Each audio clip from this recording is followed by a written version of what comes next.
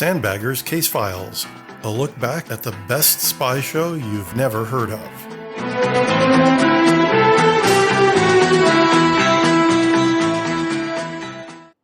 Sandbaggers creator Ian Mackintosh delivers a masterclass in exposition in the Season 3 premiere, All in a Good Cause. Director of Intelligence Edward Tyler has learned that, for reasons unknown, MI5 is targeting Jenny Ross, the wife of the CIA's Shaggy Dog London station chief. Burnside tasks his sandbaggers with tailing her to see if they can find out what's going on.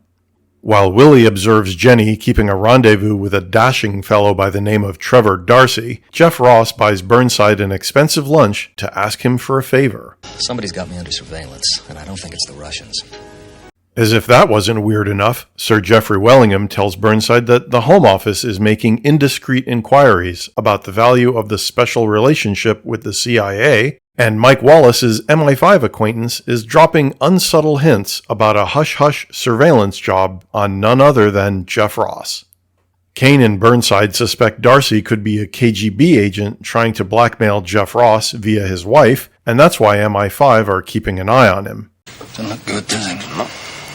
If he does get her into bed and there's a camera-carrying comrade behind the curtain, Jeff gets the chance to buy the negatives in exchange for choice CIA items marked top secret. Yeah, if he refuses, the photographs go around the embassy wives. Do you know, I can't get rid of the feeling we're being set up. The puzzle pieces just don't line up. Jeff Ross doesn't have much field experience, so how could he spot a tail? And why is MI5 dropping such obvious hints to SIS about their operation?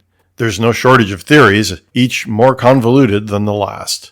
If Darcy is KGB, presumably MI5 will let him get Jenny into bed and then rescue her. Put CIA in Five's debt. Yes. Yes, that would make sense. Kane and Mike tail Darcy and Jenny to try and figure out whether he's MI5 or KGB, but Kane reports that while tailing Darcy, he himself picked up a tail, apparently from the CIA. Or was he? I mean, if he's American. Well, it could be Five pulling us away, couldn't it? Their man reveals himself, makes a great show of shaking me, actually knowing that I'm still with him. He strolls into the US Embassy, asks about a visa. Except that we think MI5 are advertising their involvement. Right, then assume that it's CIA. And therefore, do we assume that Ross is sinning in on the game, knows about Jenny? No, not necessarily. If the embassy got a tip, they might bring in an outsider, save embarrassing Ross.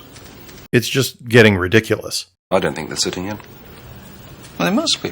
They need to know what's developing. How else can they do their rescue act? If that's what they're doing. If that's what they're doing. Oh yeah, and guess what? Remember that guy who dropped the hint to Edward Tyler way back at the beginning of this whole mess? It was Darcy who gave him the tip about Jenny Ross. What's he do? Well, I don't remember his title, but in broad terms, he's your opposite number in MI5. Operations director. More or less. 2 days of chasing our tail, all I had to do was go down the corridor. KGB? It's a long story, but I'll bring you up to date if you can fix me a meeting between Darcy and me. Off the record, I hope. That'll do. The resulting meeting is by far the longest walk and talk sequence in the entire series, and for a show that's legendary for its ambulatory exposition, that's really saying something. Over the course of the preceding 45 minutes, Burnside has gotten himself into such a Gordian knot over the whole situation that he can't sort out his ass from his tea kettle. He doesn't know who is following who or why. It's an unusual situation for Burnside to be in because in previous episodes he has demonstrated uncanny deductive skills that are worthy of a British TV show detective. And to be honest, for fans of the show, it's pretty disorienting to watch Burnside flailing around like this too. Ultimately, poor Darcy has to walk Burnside halfway across London to spell it all out for him, and for us. It goes like this. It seems that General Maxwell Marsden, a U.S. Air Force officer currently stationed in the UK, is slated to become the next Air Force Chief of Staff. However, it also turns out that General Marsden is a child molester, and the KGB has him by the proverbials. However, the FBI won't act on this information because the president, who is an old friend of Marsden's, wants the whole thing hushed up. But MI5 has decided that if the FBI won't act, they will, in order to stop the flow of secrets to the KGB. In retaliation, therefore, the CIA targeted MI5 by setting up Jenny Ross to lure Darcy into bed, after which she would scream rape and get him arrested. In order to keep Darcy's identity secret, therefore, MI5 would then have to agree to drop the charges against the general, after which Jenny Ross would drop the charges against Darcy. So MI5 tried to convince Burnside that MI5 was targeting the CIA, so that he'd tell Ross that his wife was having an affair, and MI5 knew about it. And that way, the CIA would have to call off its operation against MI5. Oh yeah, and the CIA guy who tailed Willie, turns out he was with the FBI, because they were mad at the CIA for being left out of the whole operation. Or something.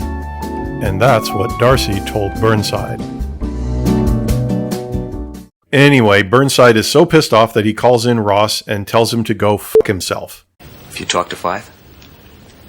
I don't talk to Five. And as of now, I don't talk to you. Yeah, okay, just tell me one thing. No, two things. Are you sure Five hasn't connected the operation with the CIA? I'm sure. That's one. Two. How the hell did you get onto it? Through my concern for you. Sorry. Oh yeah, I almost forgot. While all this is going on, Burnside also needs to find a way to prevent the imminent closure of the SIS's station in Kingston, Jamaica, due to budget cuts. Burnside enlists everyone to try and find some options, but there's no luck. Suddenly, Marianne thinks she may have found a solution. Well, there's a rule extant which says that a major theatre should not be more than 1,000 miles from an established station. Certainly. Unwittingly, when we moved the Caribbean station from Nassau to Kingston, we moved it to within 1,000 miles of Caracas. Which means we needn't have a station at Kingston. Unless, of course, on paper, we shift Caracas further south. Burnside's bluff works, but it doesn't fool C. So? That's to assist you in your future measurement of maps. Oh, that's kind of you. I did warn you I was going to keep a close eye on you, didn't I? Yes, you did. And I meant it. If you tell me that the sun is shining, I shall take a look out of the window before I believe you. And nor should you let this success encourage you. You have no monopoly in deviousness. That's something I've just learned.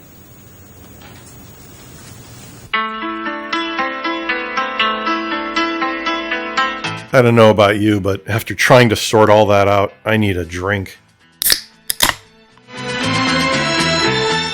In the next episode, Director of Intelligence Edward Tyler goes on holiday, where he meets with a known KGB agent. Could he be planning to defect? That's next time on the Sandbaggers Case Files.